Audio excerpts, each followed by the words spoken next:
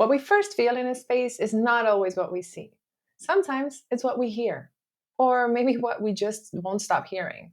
A constant hum, an echo that lingers, or even a vibration that you can't name. Without us consciously realizing it, our body is responding to that because it's not just our ears that are listening, it's our nervous system that is interpreting. Welcome to the HAUS podcast, your go-to space where design, cognitive sciences, well-being, and business come together. I'm your host, Monica Costa, and today you're tuning into a Neurodesign Capsule, an exploration into how the spaces we dwell in can engage our senses, shape our thoughts, and quietly guide our behavior. This podcast is powered by HAUS, born from its mission to guide designers on how to create spaces for well-being, grounded in cognitive sciences principles. Let's dive in.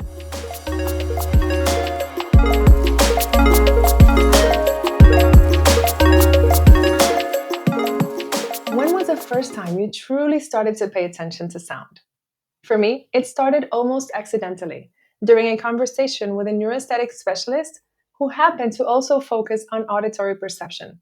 I know sound is an important layer of design, but the way she was actually describing it, how it maps directly onto our emotional and cognitive processing, that was so passionate that it made me wonder if there's anything else that I've been ignoring about this sensory element. And then that night, when I went back home, I started intentionally listening. And for the first time, I noticed things that have always been there, but that my system had already integrated. I'm talking about things like the way the hallway echoed when my daughter ran down it barefoot, or the way the hum of the fridge seemed louder once the rest of the house went quiet. I started catching details I had never consciously paid attention to. The interesting part here is that my brain knew those sounds were always there, but because they weren't dangerous or new to it, it filed them away. It was like, okay, this is not life-threatening. Okay, I won't pay attention to it. And as I tuned into my own home, I began to feel how certain rooms put me on edge. My light-filled living room sometimes felt a little overstimulating depending on what and if something was playing on the TV.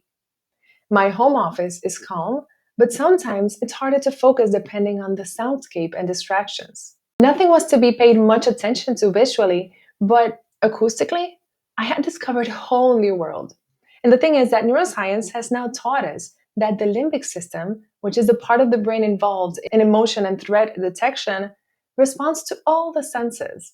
And hearing is a very important one. Reverberations, low frequencies, mechanical hums, and even silence without warmth, all of these can either regulate or activate our system. So today's episode is about that. How the acoustics of a space influence the limbic system, and why designing for what a space sounds like is just as important as how it looks or feels. Because how much of your day is shaped by how our nervous system is hearing without you even realizing it? What if that unease didn't come from what you saw, but from what your brain was processing through sound? And more importantly, what are the spaces you design sounding like when no one's talking? Now, first, before we start talking about anything else, we need to get some terms straight. When we talk about acoustics in design, there's one word we need to understand before anything else: soundscape. A soundscape is a combination of all sounds in a space, and more importantly, how those sounds are perceived by the people in it. ISO defines it as an acoustic environment as perceived or experienced by a person or people in context. And that last part, in context, is key. Because our brain doesn't just process sound based on its frequency or its volume. It filters it through the lens of what we're doing, of how we're feeling, and even what we expect to hear. There are 3 different types of soundscapes. There's nature-based, which are like bird songs, water flowing, or wind through the trees. Then there's also mechanical, so HVAC systems, fans, traffic, the fridge, the clock on the wall. And then there's human, so the voices, laughter, footsteps, neighbors upstairs, your kids running, you name it. And the thing is that unlike with sight, we cannot close our ears. Whether we like it or not, our auditory system is always on. And while we might not consciously register every sound, our nervous system is. That's another concept we need to talk about: blind side of sight. It basically refers to the brain's ability to process auditory stimuli without conscious awareness. Like the examples I gave you before, the low hum of my fridge or the leaf blower outside. Even if you're not hearing them, they're affecting your cognitive load and emotional state. And the good news for us is that currently, All of this is being studied by ecoacoustics, which is a growing field that studies how natural sound environments like bird songs or running water affects the living beings, especially humans. And what it's showing us is that natural sounds don't just sound nice. They help us regulate, lower stress, think better, feel safer. In summary, enhance our well-being. Let's see that in detail. You see, the way we experience sound isn't just about what reaches our ears. It's about what happens next, inside the body. Take something as everyday as whispering or the sound of tapping nails on a hard surface. For some people, that triggers a calm wave of tingles across the scalp and spine. That is ASMR, Autonomous Sensory Meridian Response. And for others, everyday sounds like chewing or loud breathing can actually trigger rage or anxiety. That is what we call misophonia. These two extremes show us how emotional sound can be. What's happening here is that sound doesn't just stop at the auditory cortex. It actually spills over into a brain region called insula. That part of the brain is responsible for how we sense what's going on inside our body. So our heart rate, digestion, emotional state, and it is very tied to the autonomic nervous system. So in ASMR, that gentle tapping might activate the same brain areas as a loving caress, triggering the parasympathetic activity, which is our rest and digest state. And this tells us something huge. Sound has a direct line to how we feel, physically and emotionally. And no, it's not just about these extreme cases of misophonia or ASMR. Researchers are showing us that everyday sounds, what we might usually ignore, can shape our well-being in ways we're only starting to understand. Let's start with the broader picture. Environmental noise is now considered a public health issue. Actually, according to the World Health Organization, just road traffic noise alone causes at least 1 million healthy life years lost every year in Western Europe, because it links to cardiovascular stress, poor sleep, and cognitive fatigue. And no, it's not just for the honking or the sirens. Chronic exposure to low-level noise like HVAC systems, mechanical hums, or even an open-plan office filled with background chatter can quietly erode our energy and our mood. And at home, no, we're not immune. Think about all the unexpected sources of tension in a house. Neighbors upstairs, the bathroom fan that never shuts off, voices echoing down a hallway. In fact, a study done during the COVID-19 lockdown in London found that it wasn't how loud a sound was that predicted how it impacted well-being. It was how inappropriate or appropriate it was felt in the moment. For example, if you're trying to read or rest, even soft but intrusive sounds like a housemate's voice or music through the wall can feel more destabilizing than a louder familiar sound during daytime. The same study also showed that when people felt emotionally safe and in control of their space, they were more tolerant of sound variability. That is very powerful because it suggests that perception matters just as much as performance. So it's not just about the decibel levels anymore. It's about the meaning that the sound has on your nervous system. Your nervous system doesn't only ask, how loud is this?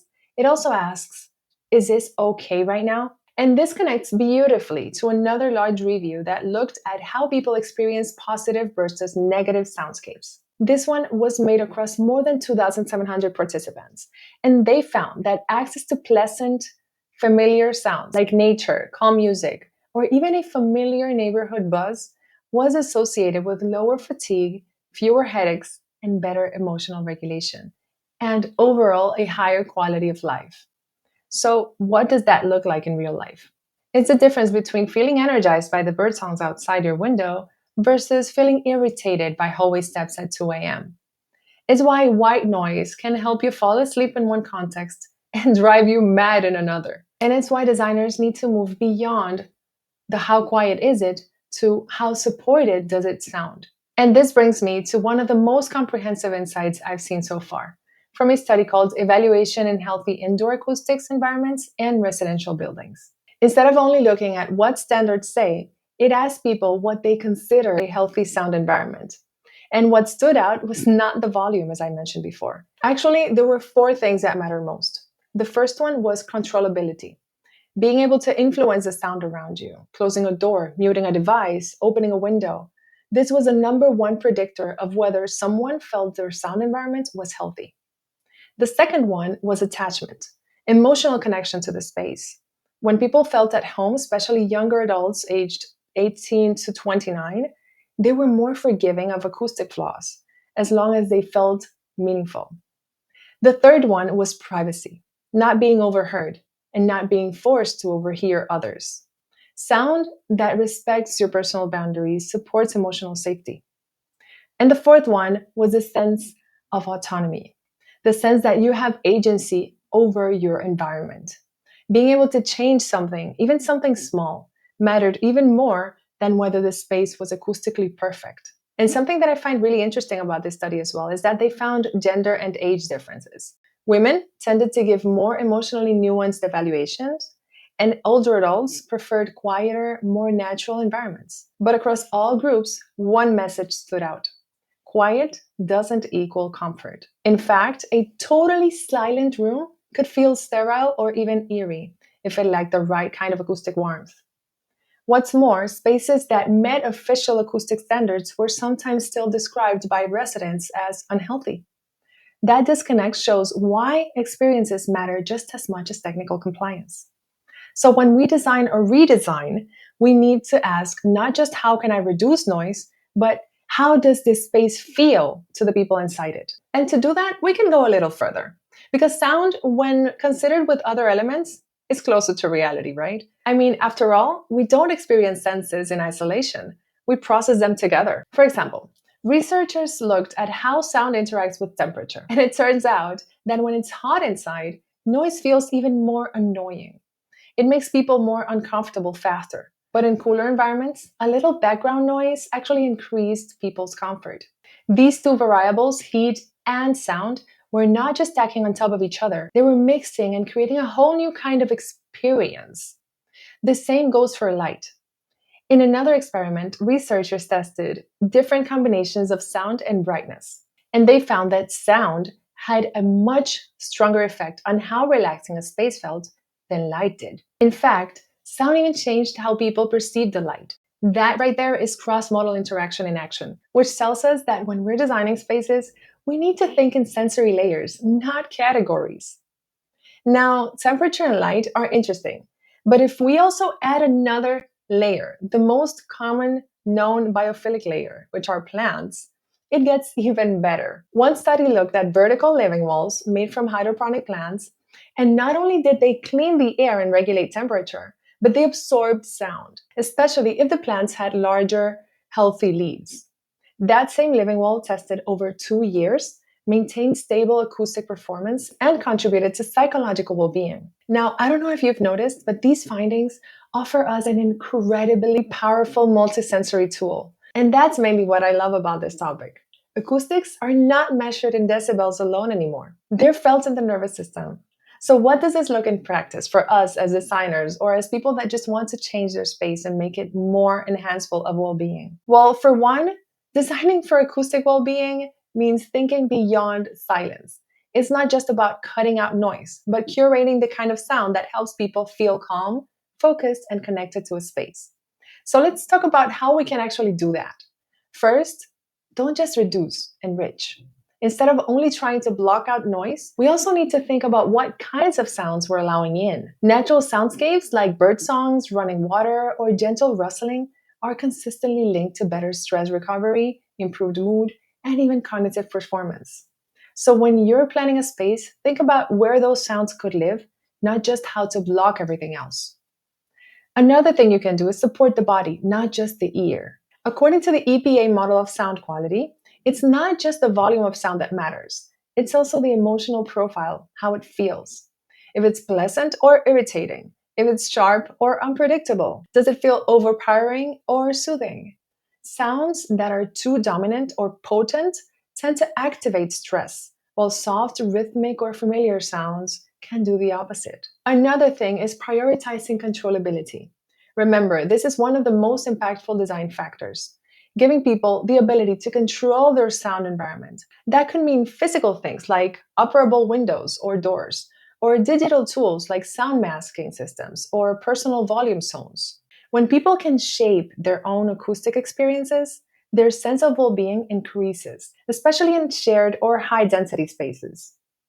Now, the next thing you can do is think perception, not just regulation. A room can meet all of the official standards for noise and still feel acoustically unhealthy. What really matters is how people perceive the space, so include them in the design process when possible. What feels calm to one person might feel isolating to another. And this reminds me, if you're dealing with mechanical soundscapes like that constant hum of the fridge that we mention a lot, or HVAC systems or nearby traffic, there are ways to soften their impact. And one of the simplest ways and most effective tools we have is acoustic masking. And no, this doesn't mean covering up noise with more noise. It means introducing gentle, natural layers like soft water sounds, rustling leaves, or even low ambient tones that your nervous system or your client's nervous system finds calming. You can also absorb and diffuse mechanical sounds using textured surfaces. Think acoustic panels wrapped in natural fibers, or heavy curtains, or even bookshelves with irregular layouts. These break up harsh frequencies and reduce reverberation, helping the nervous system settle. Now, another very good tool is building in privacy, especially in open plan layouts where sound, voices, footsteps, or even the background TV noise can actually travel easily. People have reported higher stress and reduced comfort in these spaces. So using materials like rugs, curtains, or even small zoning can help absorb or break up sound and restore that feeling of aural privacy. Another great tool are green walls, as we've mentioned before. Using them strategically, living plant walls are more than aesthetic.